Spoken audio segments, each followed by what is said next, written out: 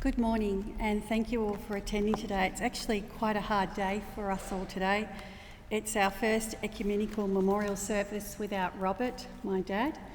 So we wanted to just say a few words in tribute to Robert. So thank you. So a few words about Robert. Robert was a proud Australian who touched many lives. He moved on so quickly to help workers, families, and just about anybody who needed a hand, that he really wouldn't stop or waste time to talk about his work.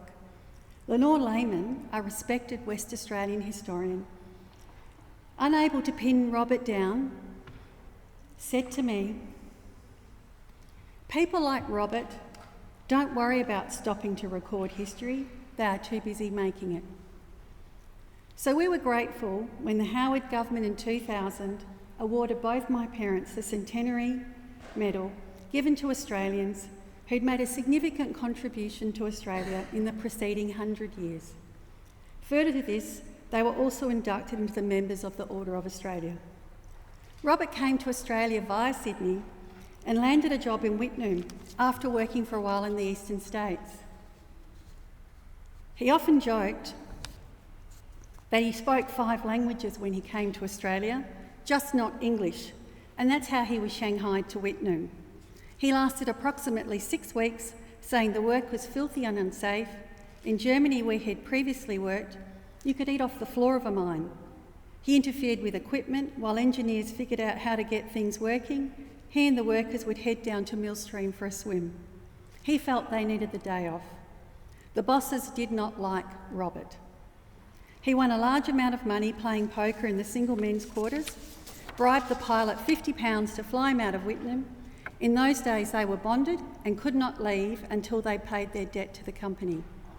In the late 1960s, landing a job in Derby, WA, Robert had freedom and authority to go where he needed to go to get his work done. My father always taught us it was important to take time to listen to people, and he listened to a few blokes, whom we would now describe as Aboriginal elders in town, as they explained the importance of access to their country for ceremonies. Robert drove these men where they requested, no questions asked, no matter the time or distance, flashed his credentials, and the pastoral gates were always opened. I believe Robert felt their pain as his own country, Croatia, was invaded with violence as a new culture was overlaid, changing his life forever and fueling a strong sense of social justice. Many people here today will recall sitting with Robert in his office drinking coffee and maybe a small amount of Slivovitz, while he listened and heard heartbreaking stories of depraved indifference by employers, loss of loved ones and families left struggling to pull pieces together. ADSA became and is a safe haven today for all those facing life-changing diagnoses. The Northwest was good to Robert. It's where he met Rosemary. They married, had myself and my sister, and built a life and the Asbestos Disease Society together for over 60 years. Robert had a serious and formal education, learning Croatian, Russian and Latin at school.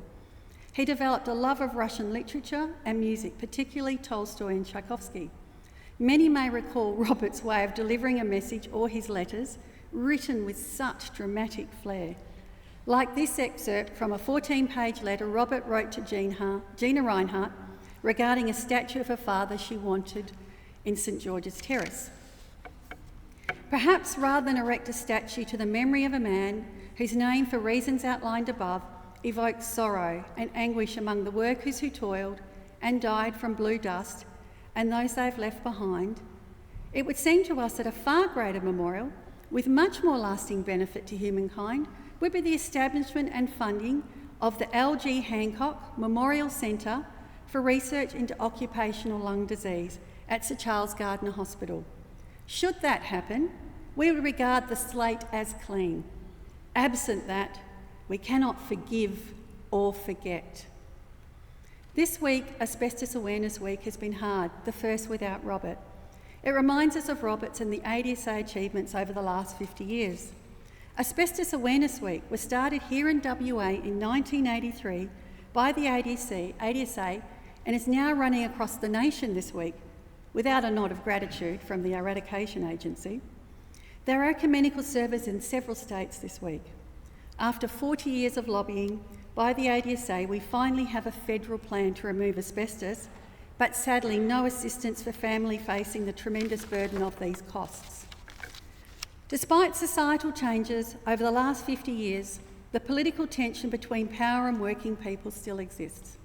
While we are grateful that Robert can rest, I know he would be loving getting mobilised to battle to defend retired workers and pensioners who are now forced to pay fees for a first certificate and medical reports to apply for statutory compensation. For many, this is prohibitive. This change came on July 1, 2024, just several days after Robert passed, definitely not on his watch. After championing multiple legislative changes, the first in 1983 and the last this year in 2024 for provisional damages, WA still has a battle ahead with James Hardie to ensure they will pay West Australians their provisional damages. James Hardie are saying no. We still need legislation for damages for gratuitous services like the rest of Australia have. I want today to thank our friends in Parliament, and we have a lot who work with us, industrial relations, the community and our members who continue to pay it forward since 1983 to support those coming after them to receive fair and just compensation. Lobbying takes a lot of work. 50 years on, we are still fighting for justice. Robert has given us the tools, but we need you all to keep fighting with us. Former PM Benjamin Disraeli said, "The legacy of heroes is the memory of a great name and the inheritance of a great example." The ADSA is here to carry on Robert's example and will not let his name be forgotten. On behalf of the committee, Rosemarie and the family, we thank you for your support to continue Robert's legacy.